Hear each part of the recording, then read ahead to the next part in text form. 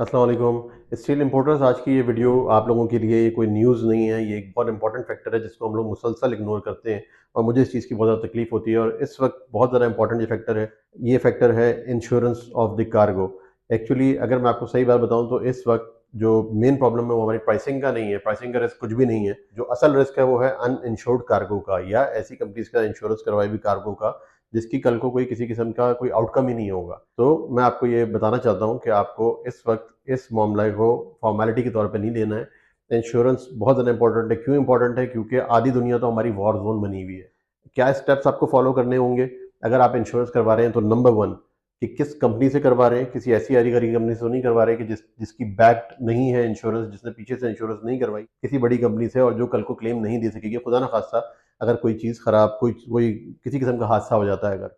Number two, आपको अपनी policy की डिटेल्स देखनी है कि आया वो जो वॉर रिस्क है उसको कवर कर भी रही है या नहीं कर रही है। ये बहुत ज़्यादा इंपॉर्टेंट फैक्टर है। उसके बाद जो आपने देखना है कि आप कंप्लाइंस बेसिकली कर पा रहे हैं। जो इंश्योरेंस कंपनी ने आपको इंस्ट्रक्शंस दी हैं कि किस तरीके से क्लेम करना है, कब इंटीमेशन देनी है, क्या क्या चीज़ें होनी चाहिए। उससे पहले एक मैं आपको इंपॉर्टेंट बात बता दूं कि पहले हादसा काफ़ी हो चुके हैं वॉर से हट के भी। स्टील सेक्टर के अंदर ही पाकिस्तान के अंदर ये हादसा हो चुके हैं जिसके अंदर पूरा पूरा बल्क वेसल डूबा है और उसकी इंश्योरेंस कई लोग क्लेम नहीं भी कर सके उन कंपनीज से, जो कंपनीज आप समझे कि फर्स्ट ईयर नहीं थी। तो आपके लिए इंपॉर्टेंट है कि आज ही जो जो हादसा से हमने सीखा है पिछले, वो मैं आपसे शेयर करना चाहता हूँ कि आपकी जो इंश्योरेंस की जो कॉस्ट आपने पे करनी है। कई दफ़ा ऐसा होता है कि इतना रेगुलर काम चल रहा होता है कि आप वो पे नहीं करते, उसकी स्लिप नहीं लेते, प्रूफ अपने पास नहीं रखते। होता क्या है कि कल को जब हादसा हो जाता है, फिर आप जब क्लेम करने जाते हैं तो वो कहते हैं आपने तो इसकी पेमेंट स्पेसिफिकली की ही नहीं थी। तो ये बेसिकली दूसरी चीज़ हो गई। तीसरी चीज़ कंप्लाइंस की बात कर रहा था मैं कि कंप्लाइंस आपको पूरी करनी है। जो उनकी तरफ से इंस्ट्रक्शंस हैं उसको फॉलो करना है और जिस तरीके से इंटीमेशन उन्होंने मांगी हुई है उस तरीके से करना है।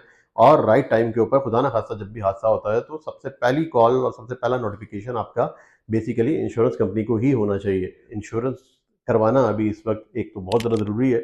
सेकेंडली, ये अभी इस वक्त फॉर्मेलिटी नहीं है। ये आपकी कार्गो की इंश्योरेंस जो है वो आपके सरमाए का तहफ़्फ़ुज़ है। और वो कस्टमर्स जो कि एलसी के ऊपर काम नहीं करते वो तो खास तौर से अभी इस वक्त बहुत ज़्यादा एक्सपोज्ड हैं। सीएडी के काम में कई लोग नहीं करते, कलेक्शन पर डॉक्यूमेंट मंगवाते हैं, इंश्योरेंस नहीं करवाते। वो इंतहाई खतरनाक है। कल को आप खुद भी मुसीबत में पड़ेंगे, जो आपके साथ लोग काम कर रहे हैं, आपके पार्टनर, उनको भी मुसीबत में डालेंगे और जो वहाँ पे शिपर बैठा है उसको भी मुसीबत में डालेंगे। लास्ट आखिरी उसमें एक मशवरा दूंगा आपको कि खुद तो इंश्योरेंस करवा रहे हैं, अगर आप कर सकते हैं तो कुछ कॉस्ट पे करके जो आपका शिपर है उसको भी कहें कि एक इंश्योरेंस हमें करवा दो।